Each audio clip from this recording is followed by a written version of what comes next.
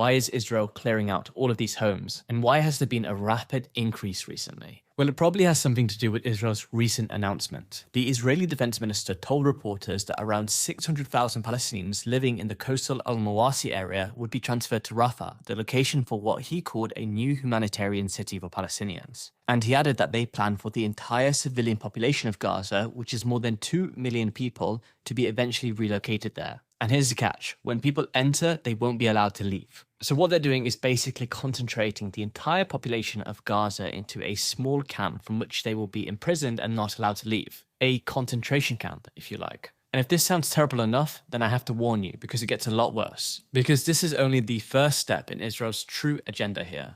Have a look at this report from Reuters. According to them, they saw a leaked proposal which showed that the Gaza Humanitarian Foundation, the controversial US-backed organization in charge of aid in Gaza, had detailed plans for this humanitarian transit area that Israel is building. And here's the catch. The plan describes the camps as a voluntary place where people could temporarily reside, de-radicalize, reintegrate, and prepare to relocate if they wish to do so. Now let's just focus in on the phrase, prepare to relocate if they wish to do so. It reminds me of the phrase that various Israeli officials have been floating in recent months.